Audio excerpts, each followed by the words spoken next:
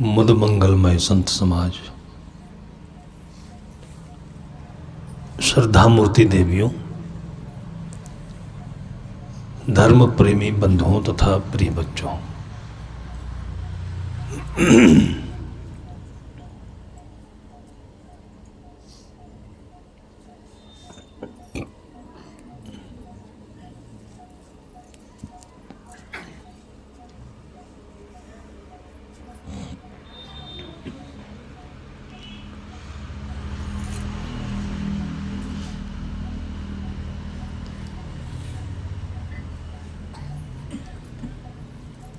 संत महापुरुषों के जीवन की जो सबसे बड़ी शक्ति है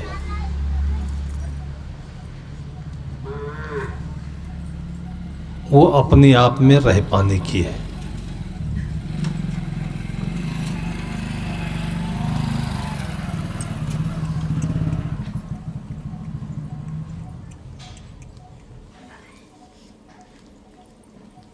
जीवन से सभी एक समान होते हैं। जीवन की शक्ति सबकी बराबर होती है। इसी को जीवन की मूल पूंजी कहते हैं।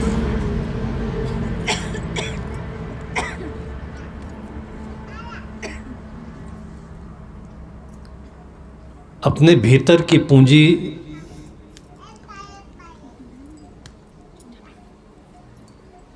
जो आत्म स्वरूप है, आत्मानंद है,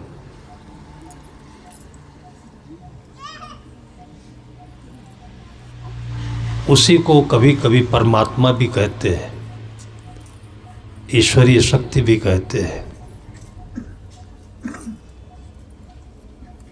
इसको समझें, इसमें रहने का अभ्यास करें।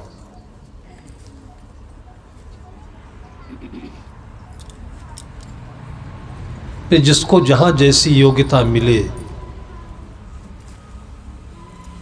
योग्यता सबके भीतर में अपने अपने किस्म की होती है। कोई खेती भी करता है, नौकरी भी करता है और दोनों जगह खुश रहता है।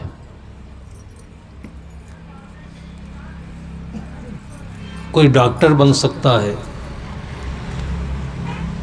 कोई राजनीति में जा सकता है, कोई कुछ नहीं करता तो अपने में बैठा रह सकता है। लेकिन भीतर की अपनी पकड़ कभी छूटनी नहीं चाहिए।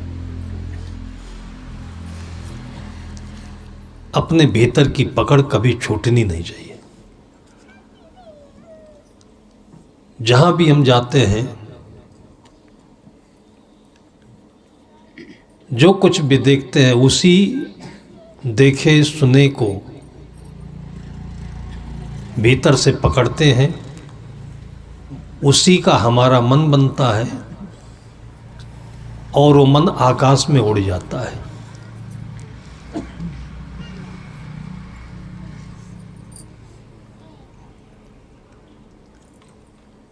फिर हमारी जमा पूंजी धीरे धीरे धीरे धीरे छोटे छोटे मनों में बिखर करके हमको कमजोर कर देती है। हमें लगता है कि हम बहुत कुछ देख रहे हैं, सुन रहे हैं, खा रहे हैं, लेकिन खा नहीं रहे हैं, देख नहीं रहे हैं, सुन नहीं रहे हैं। ये सब करके अपने को कमजोर बना रहे हैं।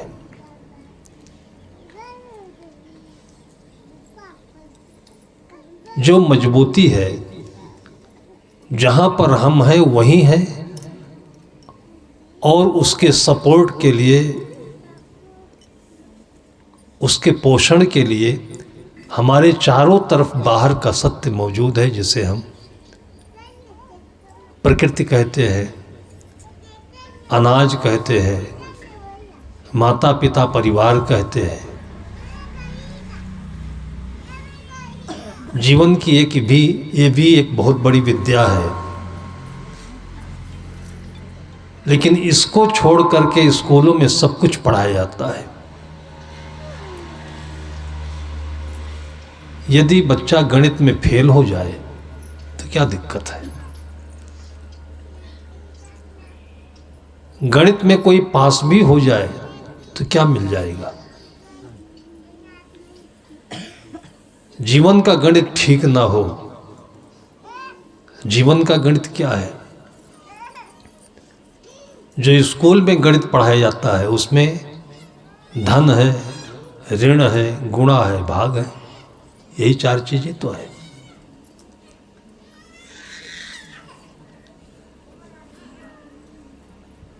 स्कूल के गणित में 4 चीजें पढ़ाई जाती है।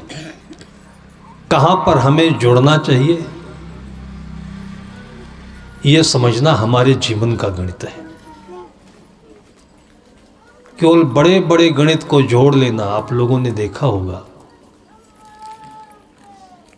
बचपन में, छोटी उम्र से ही बच्चे का टैलेंट, उसका दिमाग इतना तेज होता है कि बड़ी बड़ी संख्याओं को बहुत थोड़े समय में जोड़ देना, घटा देना, गुणा कर देना, भाग कर देना, उसको चाणक्य भी कहते हैं, कंप्यूटर मैन भी कहते हैं।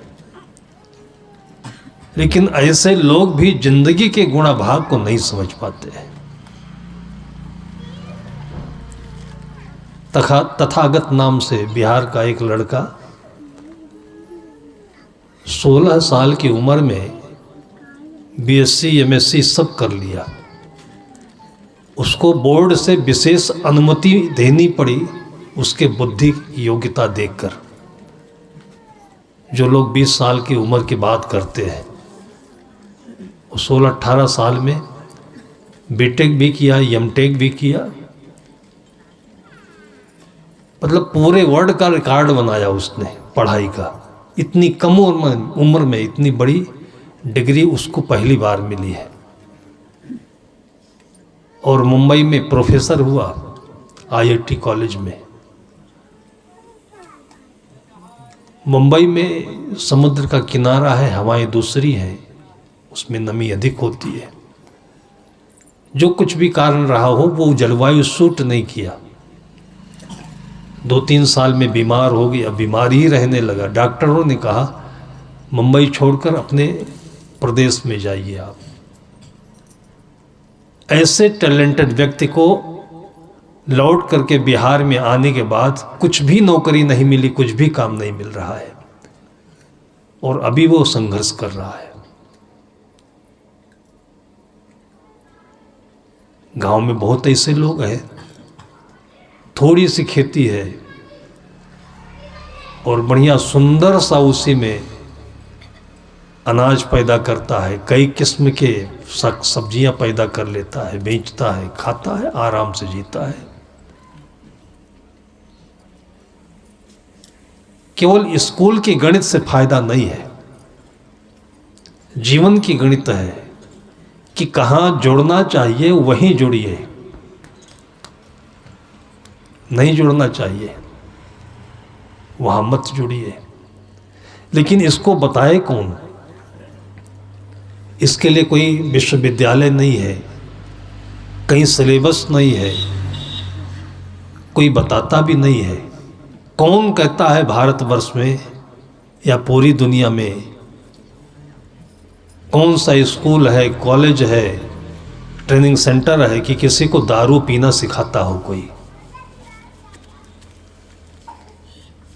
पूरी दुनिया में सेंटर नहीं है। और आप जन्म लेते हैं तो दूध पीने के लिए आपके अंदर स्वतः प्रेरणा होती है। इन दोनों अक्षरों को आप याद करिए। जब जन्म लेते हैं तो दूध पीने की प्रेरणा स्वतः होती है, लेकिन बाद में चल करके कुछ कारणों से हमारे मन में, तन में परिवर्तन होता है, वातावरण बदल जाता है, फिर गणित फेल हो जाएगा। कहां से हमको घटना चाहिए? कहीं लड़ाई हो रही है, घटने का मतलब हटना चाहिए,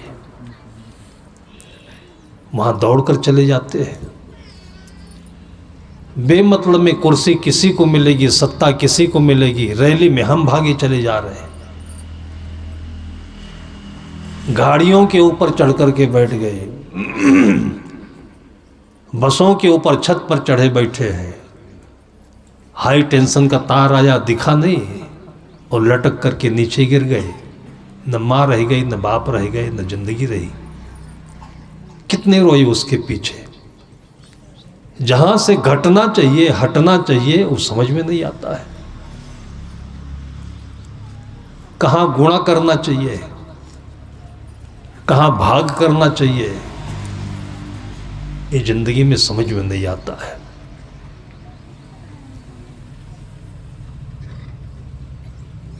ये सब विद्या अगर कहीं पर आपका पुण्य उदय हुआ तो संत गुरुजनों के द्वारा मिलती है, संत गुरुजनों के द्वारा। वो भी कहीं मिलती है, कहीं नहीं मिलती है। अभी रासलीला हो रही हो भागवत की, इतनी भीड़ इकट्ठी हो जाएगी कि लोग चुनरी भी चढ़ाएंगे, नाक का, गले का, हाथ का, सोने का गहना भी चढ़ा देंगे, कूदेंगे, नाचेंगे। मिला क्या आपने को? सब कुछ तो आपने कर लिया, हंसी का, मनोरंजन का सब कर लिया, लेकिन मिला क्या आपको? अब जो रासलीला की कथा सुनाने वाले वो पंडित हैं या विद्वान लोग हैं, उनका उद्देश्य क्या है ये भी समझ में नहीं आता है। अगर वो पैसा आपका लूट कर ले गए, उठा कर ले गए, करेंगे क्या हो? ये पैसा किसी का नहीं होता है। उपनिषद कहते हैं कस्मिंश्चित् धनम, ये धन किसका है, क्या करेंगे पैसा? शुद्ध विचार किया जाए तो पैसा क्या करना है? हम सिनेमा नहीं देखते हैं, हमारे पास कोई लत नहीं, कोई व्यसन नहीं है, कोई अवगुण नहीं है। 40 वर्षों से हम सूखी रोटी, दाल, चावल, सब्जी खाते चले आ रहे हैं। एक साबुन जो मिलता है तो महीनों चलता है, वो खर्च नहीं होता है, तेल लगाते नहीं है। चलने फिरने के लिए भक्त लोगों ने जो सुविधा दी उसे से काम चलता है, पैदल भी चल लेते हैं।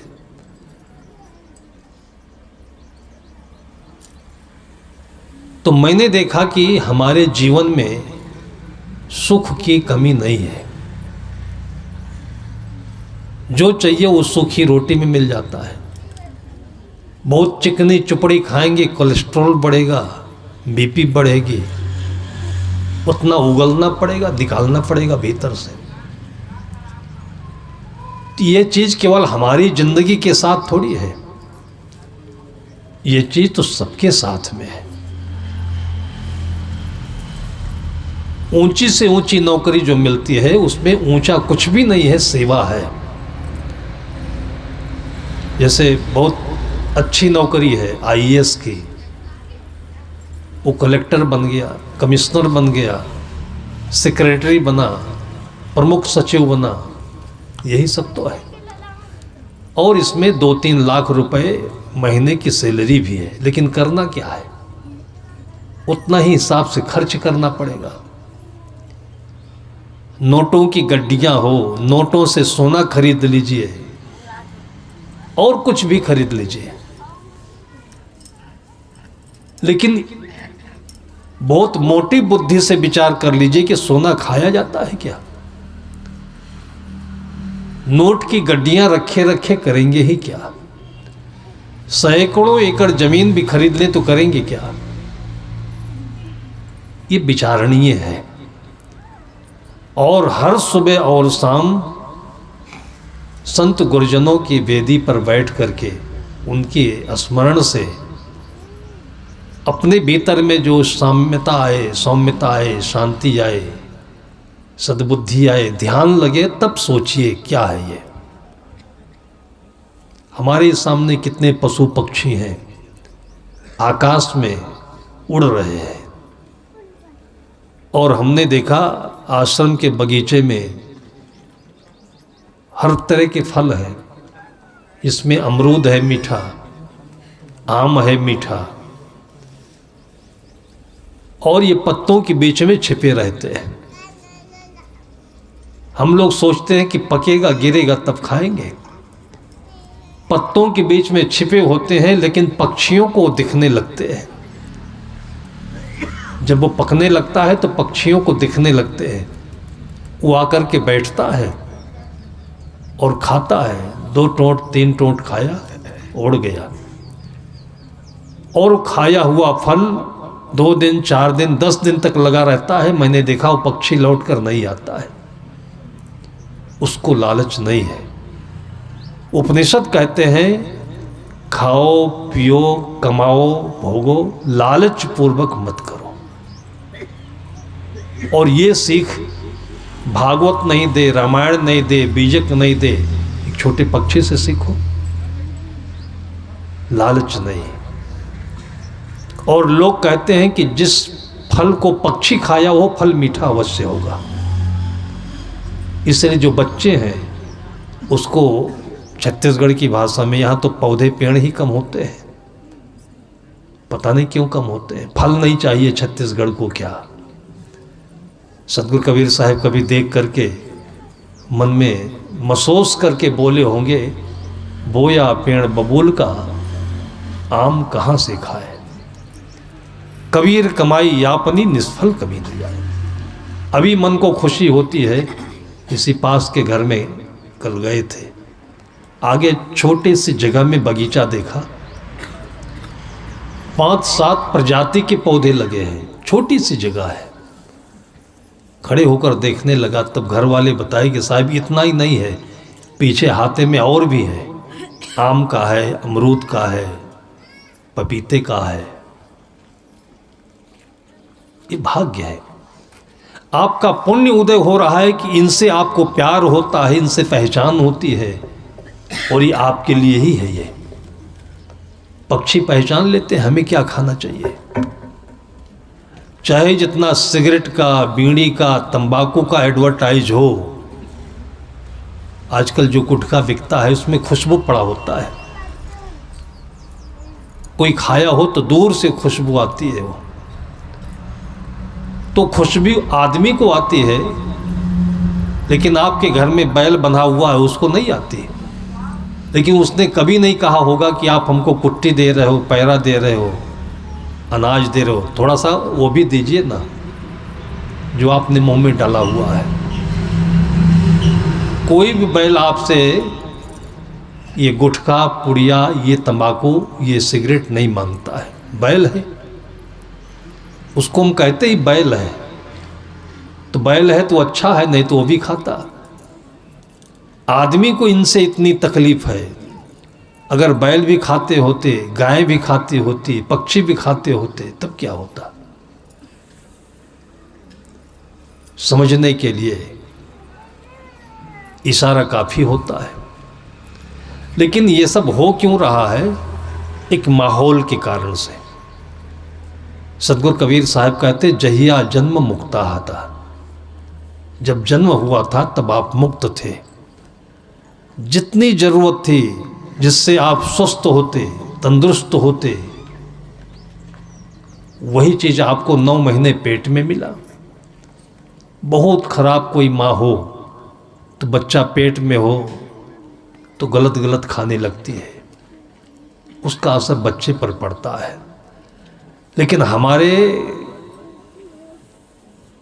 धर्म ग्रंथों में इन सब चीज़ों का बहुत विधिवत वर्णन है कि बच्चे के जन्म लेने से इतने वर्ष पहले से ही अपने मन में शुभ संकल्प हो, शुद्ध आहार हो, शुद्ध विहार हो, और उससे जो बच्चों का शरीर और मन बनता है वो सुंदर होता है।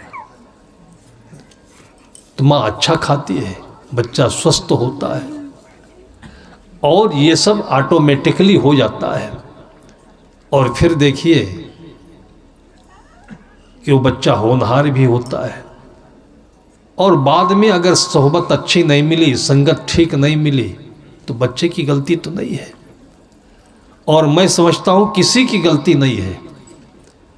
कोई तंबाकू खाता है, बीड़ी पीता है, कुछ भी करता है, ये किसी की गलती नहीं है, वातावरण की गलती है। हम लोग भी घर में रहे होते, उसी वातावरण में थे। एक शौक था जीवन का कि जो कुछ देखे मन में होता था जिज्ञासा कि देखें क्या है, तो थोड़ा नज़दीक जाते थे, फिर उसको टच करते थे, फिर उसको देखते थे। उसी में अच्छा होता था, उसी में बुरा भी होता था। देखना, जिज्ञासा होना, ये मनुष्य की प्रकृति है, प्रवृत्ति है। और उसी देखते देखते में हम लोगों को याद है, कभी बागों में जाते थे गाय चराने के लिए या बाग रखाने के लिए, तो कोई बीड़ी पीने वाला मिल गया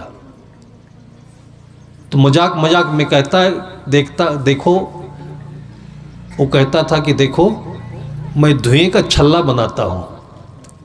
अब छोटी उम्र है तो कौतूहल पैदा होता है कि धुआं तो ऐसे ही निकलता है, ये छल्ला कैसे बनाता होगा। तो धुआं गोल गोल करके निकालता था वो। अब जो बच्चे हैं उनके अंदर कौतूहल पैदा हुआ, उसने कहा कि लाओ हमको भी सिखाओ, हम भी गोल गोल करके निकालेंगे। अब जहाँ टच हुआ वो पहले मन से हुआ, मनोरंजन से हुआ, मजाक के लिए हुआ, एक कौतूहल के लिए हुआ, और बाद में उसी धुएं के छल्ले में फंस गया वो। इसी प्रकार से बहुत सारी चीज़ों में हम धीरे धीरे धीरे धीरे, ये हमारा जो मन है ये थोड़ा थोड़ा वैसे ही निकलता है जैसे जेब से रुपया निकलता है, फुटकर होता है, रिजगारी होती है, फिर 1-1 रुपए करके निकल जाता है और 2000 का नोट टूट जाता है।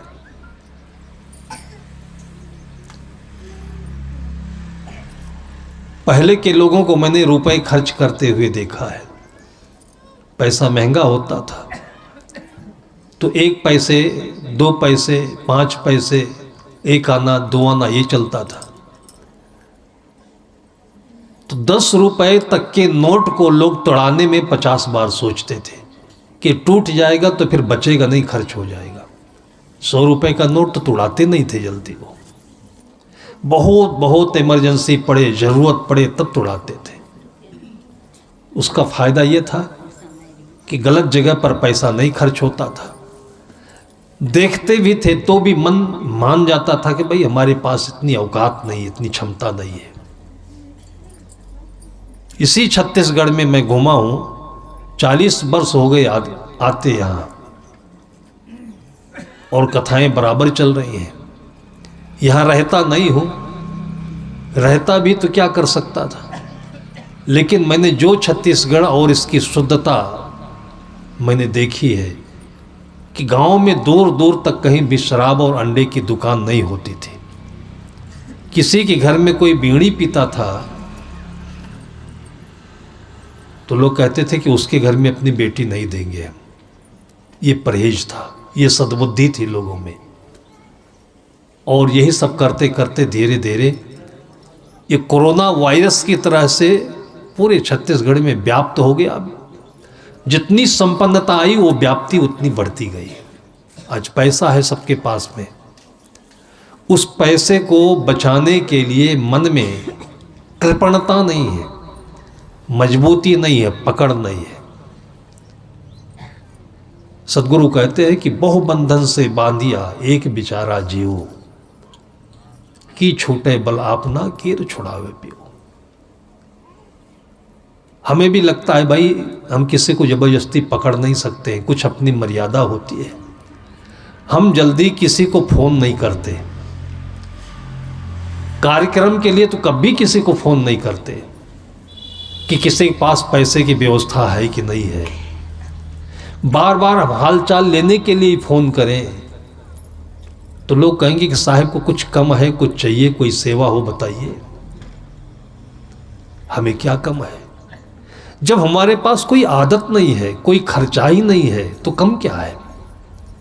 कुछ ना करें, हम पेड़ के नीचे बैठे रहें तो वो पेड़ हमारे पेट को भरता रहेगा।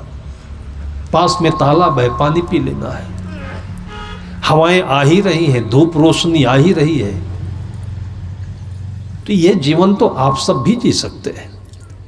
हमारे से, संतों से हजारों गुना ऊपर उठ करके संपन्न जीवन आप लोग जी रहे हैं, लेकिन इस जीवन को सजा कर नहीं जी रहे, जला जला कर जी रहे हैं।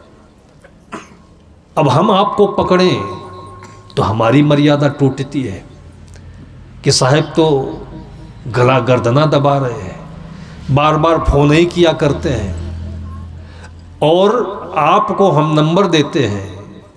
कभी कभी ऐसे कोई हमारा मिसयूज नहीं करता नंबर। एक दो बार ऐसे हुआ कि रात में 12 बजे 1 बजे फोन आ गया, तो सोने का समय होता है, लेकिन उस भक्त को जेल जाने की नौबत आई।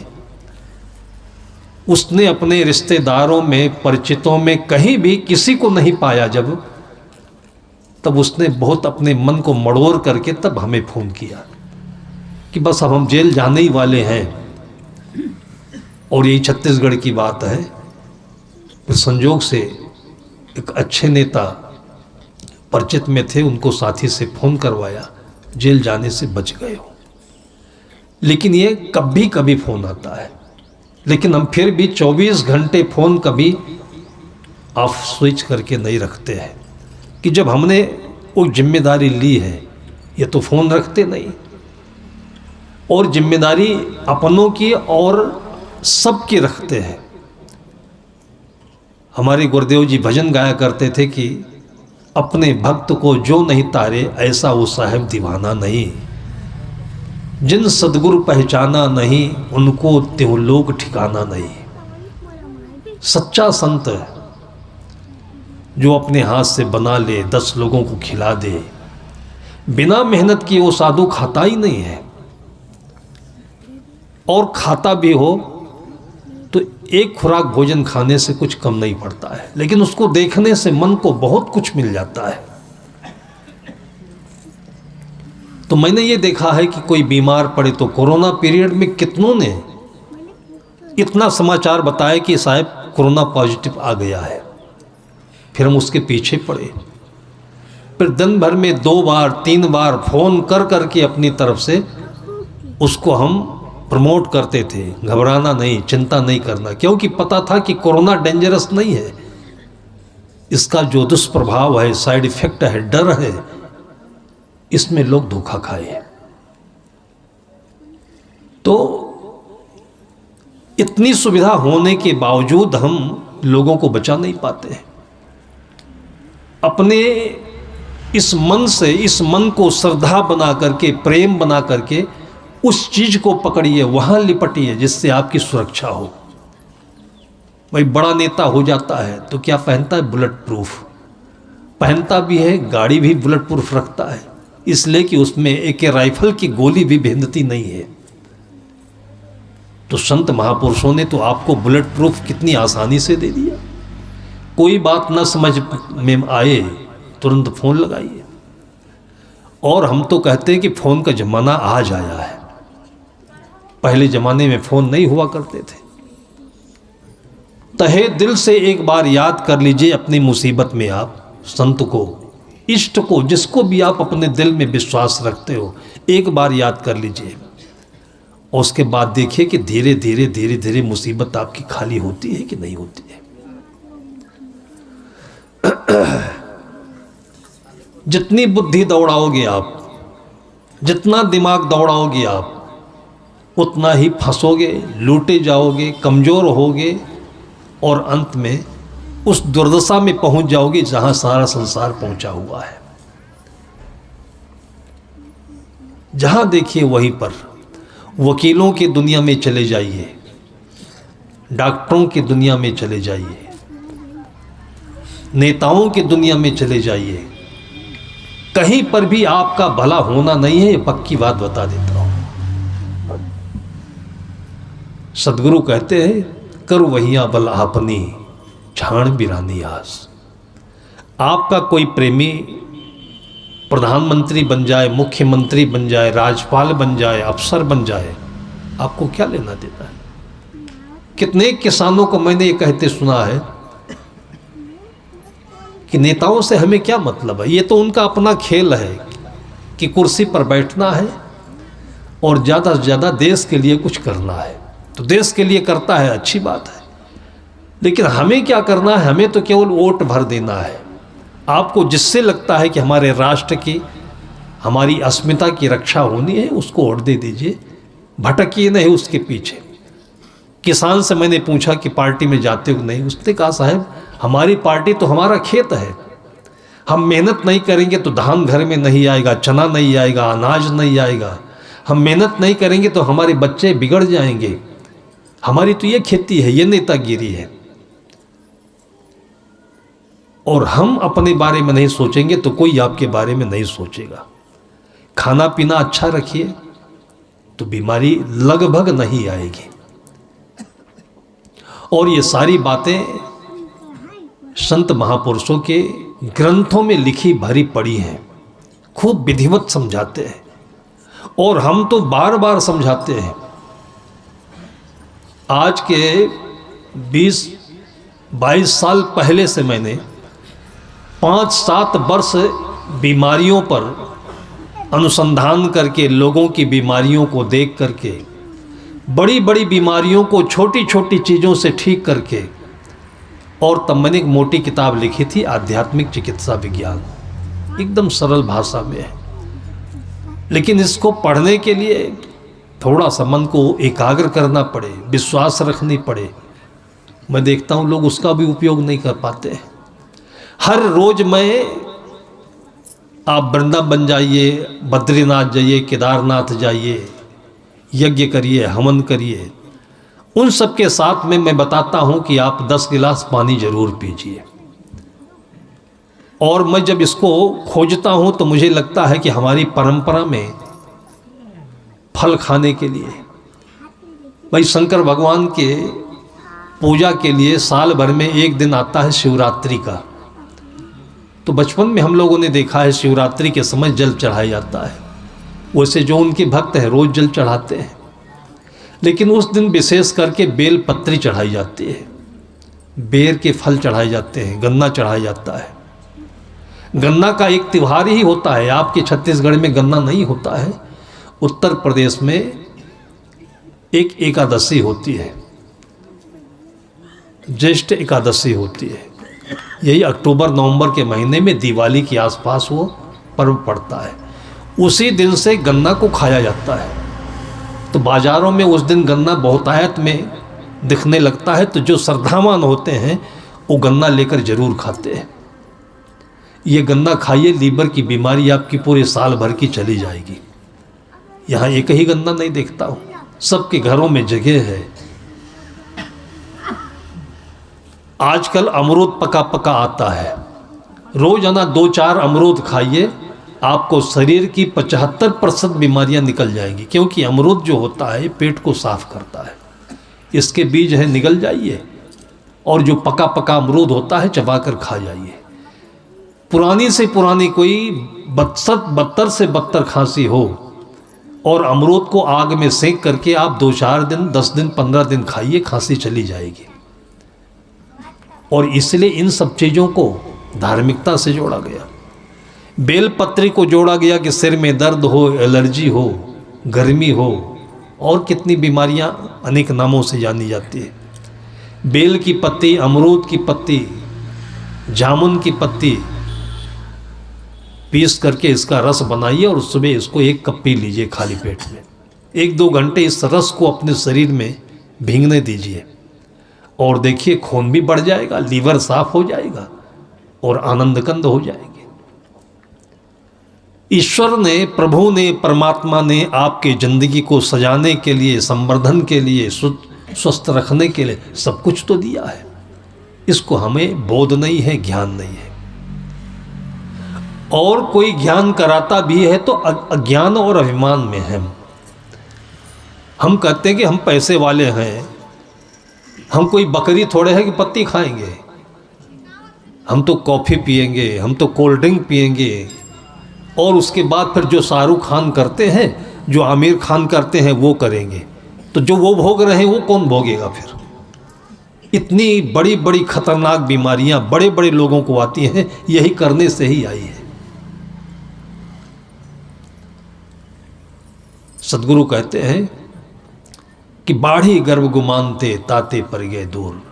जय खोजत कल्पों गया घटही माही सुमोरी, बाढ़ी गर्भ गुमानते। पैसे का घमंड है। जो बिना पैसे की चीज़ मिलती है उसको तो हम बिल्कुल वायहात का समझते हैं। 10 गिलास पानी पी लें, 1-2 घंटे बाहर की हवा में घूम लें, खेतों में अपने काम कर लें, अपने घर के आसपास में थोड़ी सी जगह में साग सब्जी बोले, जहर खा रहे हैं हम लोग। आपकी सब्जियों में अभी 10-5 वर्षों से इतने जहर का प्रयोग किया जा रहा है कि सब्जी खाना अच्छा होता है लेकिन सब्जी खाना जहरीला भी होता है। अब हम लोग क्या करें? आप लोगों के भरोसे हैं। रिफाइन तेल छत्तीसगढ़ में बहुतायत से चल गया, नहीं तो पहले लोग अलसी का तेल खाते थे। अब अलसी के तेल का कैप्सूल आने लगा है, 100 रुपए का कैप्सूल मिलता है। उसी अलसी का अर्क है, क्योंकि उसमें ओमेगा 3 होता है। कठिन से कठिन बीमारियों को अंदर से दूर करने का एक सबसे बड़ा उपचार अलसी है। पहले लोग इसका उपाय करते थे कि चोट लग जाए तो अलसी का तेल पिला देते थे, खिलाते थे, हल्दी लगाते थे। अब अलसी कहीं दिखता ही नहीं है। अब सबके घरों में फ्री हैंड हो गया है, बस वही रिफाइंड। इतना जहरीला ये होता है, आए दिन अखबारों में भी निकलता है।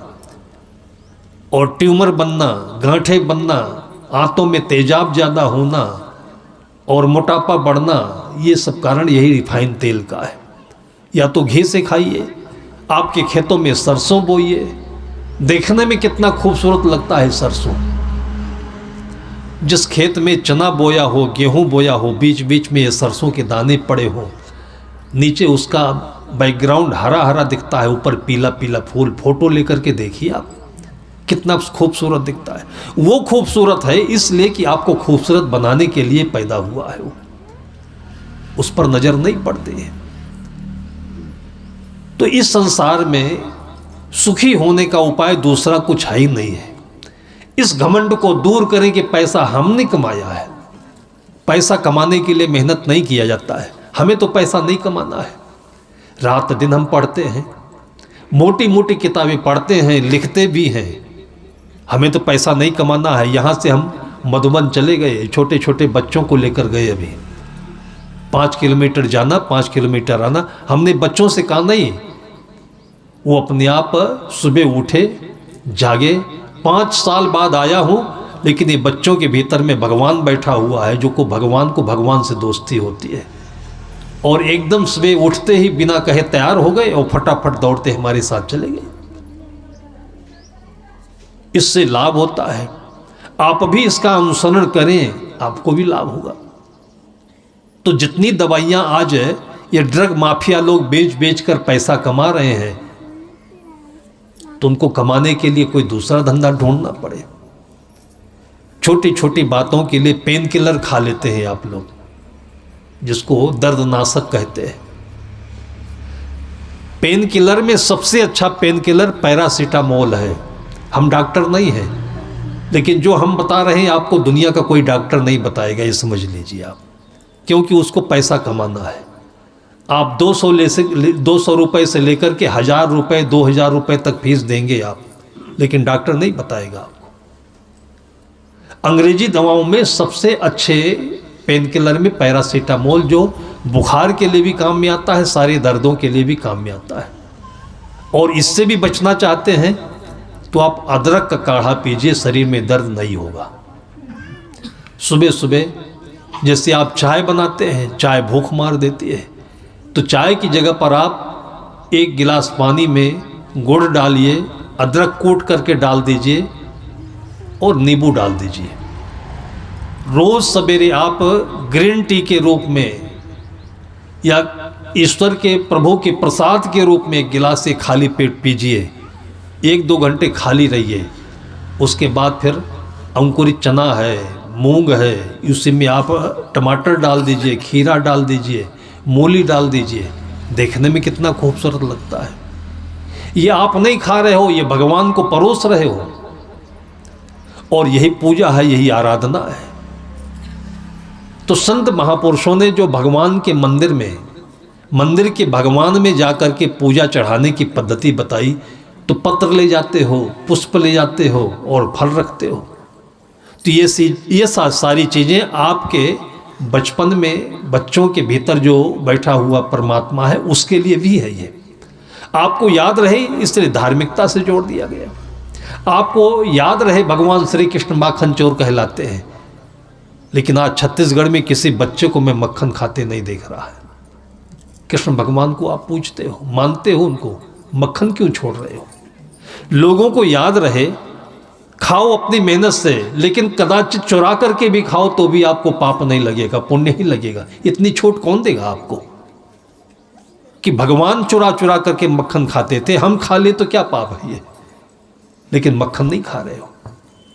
जो शराब पीने की लोगों को आदत है, सबसे अच्छा उपाय मैं बताता हूँ आप लोगों को। एक तो अगर बचपन से ये चीज़ें ध्यान में रखते आप, हर घर में मैं बताता हूँ कि बच्चों के लिए दूध दही घी घर में रखिए। ये कमी पड़ती है, नहीं मिल रहा है तो बादाम बाजारों से मिल जाता है। 5-6 बादाम आज शाम को भिगो दीजिए और सवेरे उसको घिस दीजिए, दूध बन जाता है।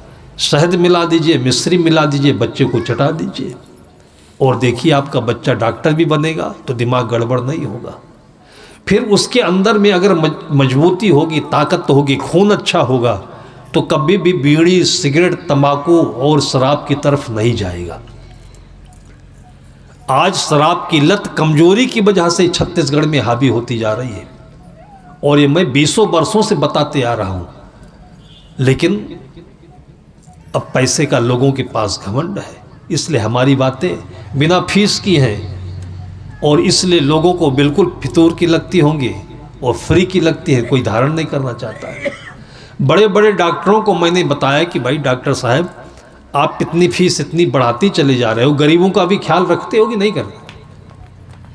तो डॉक्टर साहब का जो उत्तर इतना निराशाजनक है, उन्होंने कहा कि साहब पैथोलॉजी भी मैंने बनाई, फीस भी मैंने 50 रुपये कर दिए, लेकिन मरीजों की भीड़ बढ़ने की बजाय शिकायत की भीड़ बढ़ गई कि डॉक्टर को कुछ आता जाता नहीं 50 रुपये में बैठता यहाँ पर देखता लोगों को।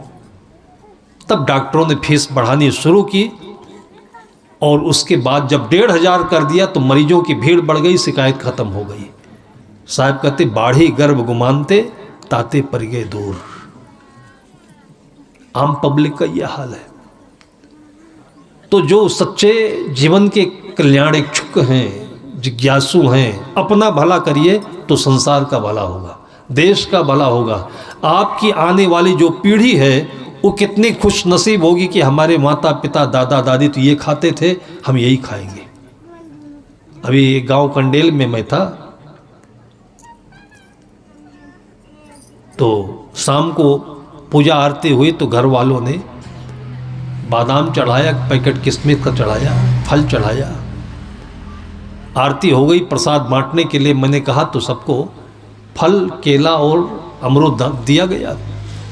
तो उस बच्चे की निगाह पड़ गई, पहले से खाता रहा होगा। पहली बार किसी के घर में मैंने देखा कि कोई बच्चा किशमिश के लिए डिमांड किया हो, रो रहा हो, पहली बार। और नहीं तो कुरकुरे चाहिए, मैगी चाहिए, मैक्रोनी चाहिए, ये सारे बच्चे की डिमांड हो रही है। पहली बार मुझे इतनी खुशी लगी। फिर उस वक्त तो उस पैकेट को खोल करके थोड़ा सा दिया, लेकिन दूसरे दिन पूरा पैकेट मैंने दिया। उसके पिता से कहा कि ये पुरस्कार है कि जो इसने किशमिश की डिमांड की है। जिस घर में बच्चे बादाम याद करें, काजू याद करें, पिस्ता याद करें, फल याद करें, संतरा याद करें, तो समझिए बच्चे नहीं, भगवान कृष्ण कन्हैया आपके घर में जन्म लिए हैं ये। और ये सोचना चाहिए माता पिता को। हम लोगों ने गृहस्थी नहीं की, कितने लोगों को मन में लगेगा कि साहब क्या ये प्रपंच में पड़े हुए हैं, लेकिन आपका नमक खाते हैं, समाज के ऊपर हम निर्भर हैं। ये चीज़ हमारे अलावा, संतों के अलावा आपको दुनिया में कोई बताएगा नहीं। आप बर्बाद हो जाएंगे और ठीक नहीं होंगे ज़िंदगी में, और वो भी बर्बाद हो रहे हैं। अगर डॉक्टर लोग पैसा कमाने पर ही तुले रहे तो पैसा वो क्या करेंगे? वो पैसा कहाँ ले जाएंगे? उनकी भी बर्बादी है। इसलिए सच्चा धर्म यह है कि सबसे पहले आप अच्छा जीवन जिए, और जिस तरीके से आपको भीतर से सुख मिल रहा है, हम लोगों को हमारे गुरुजनों ने अपने जीवन का पूरा सुख दे दिया, संपन्नता दे दी, समृद्धि दे दी, और जिससे हम लोग के हाथों में वो जादू है कि जहाँ जाते हैं तो रेगिस्तान में भी सोना बरसने लगता है, वहाँ पर भी हरियाली दिखने लगती है। और वही सुख हम लोग भी चाहते हैं कि आप सबके घर आंगन में बरसे, चुरा करके रखाते हैं। छोटे छोटे बच्चों को कान में ऐसे जादू भर देते हैं कि बच्चे याद करें। एक घर से निकलने लगा मैं, विदाई हो गई थी, तो घर के लोग हम लोगों का सामान लेकर के सब गाड़ी में रखने लगे। बच्चा अंगुली पकड़े पकड़े अपने पिता का बार बार आए और जाए, और धीरे से अपने पिता से बोले, पापा साहब अब जा रहे हैं, साहब से पूछो कब आएंगे, अब कब बुलाओगे साहब को दोबारा। बहुत पहले की कहानी मैं बता रहा हूँ, और ये बात कल जाकर के मुझे पारक प्रकाश के छोटे भाई के घर में उसके पापा ने बोले कि 5 साल साहब बीत गए, कोई दिन नागा नहीं जाता जिस दिन ये बच्चा याद न करता हो साहब कब आएंगे। 5 साल में 50 बार उसने याद किया होगा। मैंने कहा कि आपके घर का ये हीरा है, पन्ना है, पोखराज है, आपके घर का ये भगवान है, देवता है। इन बच्चों को अगर आप सुनते तो कभी भी आप गलत दिशा में नहीं जाते, कभी भी आपको तकलीफ और धोखा नहीं होता। मैं अपने कानों से सुन रहा था, वो जो पिता था वो किसी बात में उलझा रहा होगा, गृहस्थी है, संसार है। बच्चा बार बार कहे कि पापा साहब से बोलो ना कब आएंगे। वो सोचा कि अब तो साहब बाहर चले जा रहे हैं, अभी पापा मेरे बोले नहीं, पता नहीं साहब कब आए, 5 साल बीत या 10 साल बीत जाए। तो 3 बार जब कह दिया बच्चे ने तो बाप को गुस्सा आ गया। उसने कहा, साले तेरे को क्या मिलता है साहब के आने से। वो बच्चा अपने मन की बात कहा, क्योंकि उसके भीतर शीतलता थी, आत्मा तृप्त तृप्त थी, और पिता के अंदर में उलझन थी, तो अपनी बात बोल रहा है। दोनों सही है अपनी जगह पर। जब दुनिया में आप दौड़ोगे तो आपके दिमाग में यही बोलेगा, जिसको शैतान की आवाज कहते हैं। बच्चे ने कहा कि साहब कब आएंगे बोलो। उसने कहा, साले तेरे को क्या मिलता है। उसने कहा, जब साहब आते हैं ना तो संतरा खाने को मिलता है। एकदम दिल की बात खोल के बोल दी उसने।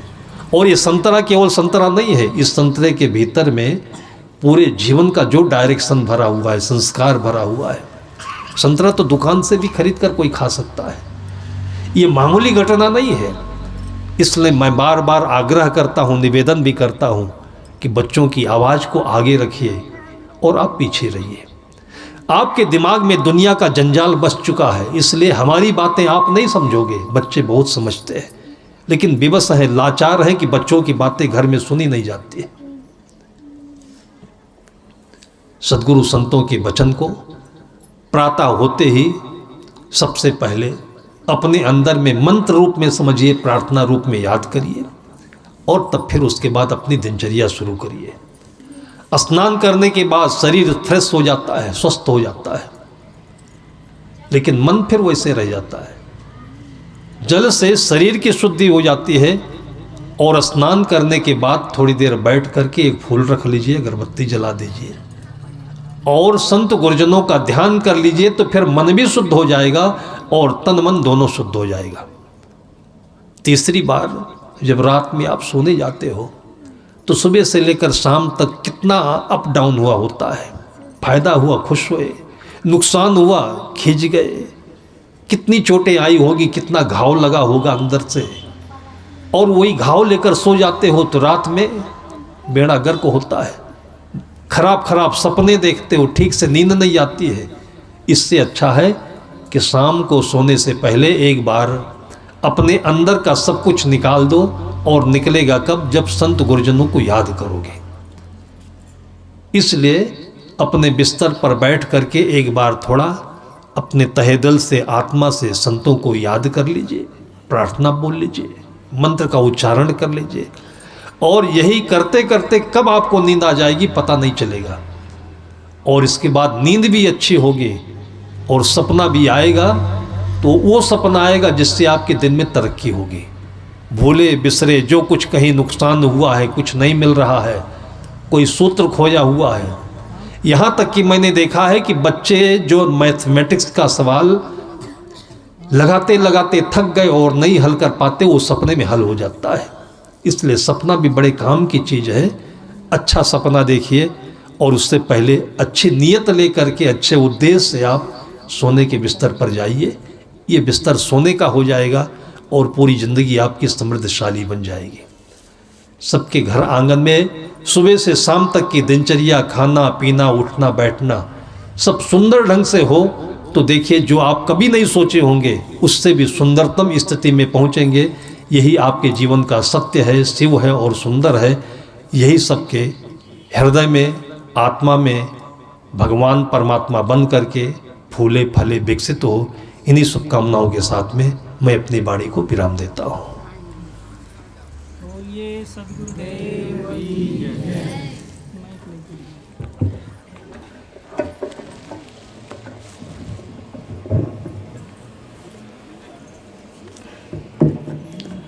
प्रेम से बोलिए की जय।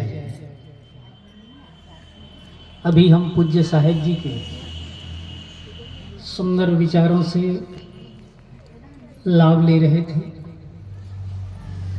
वास्तव में हमारा जीवन क्या है? खुश रह कर गुजारो तो मस्त है जिंदगी।